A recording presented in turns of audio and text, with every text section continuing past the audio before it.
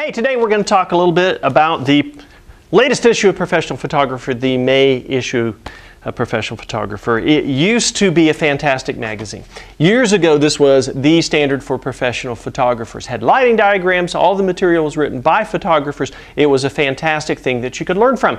Then some time ago, they turned it over to the journalists, and what we ended up with instead was a bunch of pablum, usually articles about photographers just simply saying how much they love photography. Isn't that boring? Doesn't give you much information. However, that's kind of what we've turned in today. So I'm kind of a critic of this, but since people come to me for education, I thought it was appropriate that I kind of tell them what is right and what is wrong. We expect a magazine of this caliber to be the standard of excellence.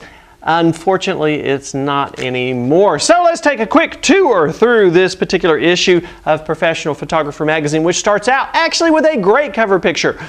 That's a rarity with this magazine. Let's continue on.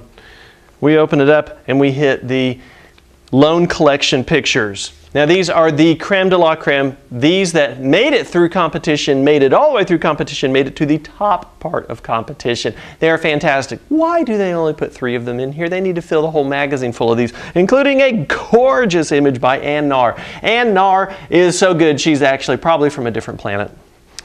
Continue on, and you have an article about a guy documenting a giant bridge inspection. Well, it's a nice article, but there's nothing to learn about photography here.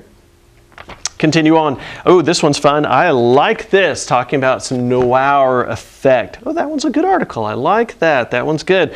A bunch of pablum on, you know, this backpack, this lens, and stuff like that. Buying their reviews. Oh, did I accuse them of that? Oh, yeah, sure I did.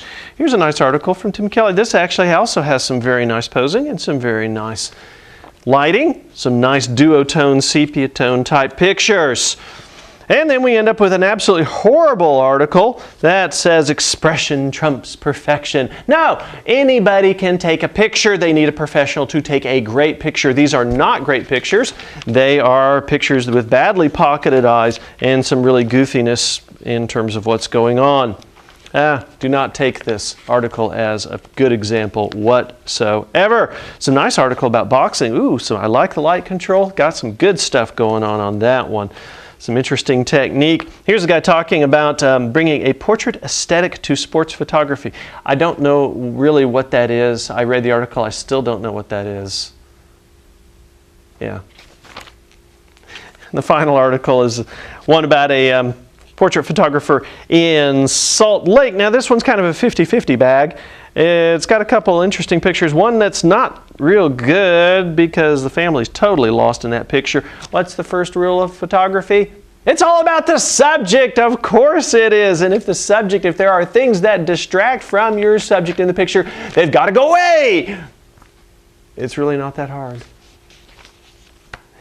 That's a quick overview of this particular issue of Professional Photographer. Oh, it's better than the average. Usually I just take them and throw them in the trash.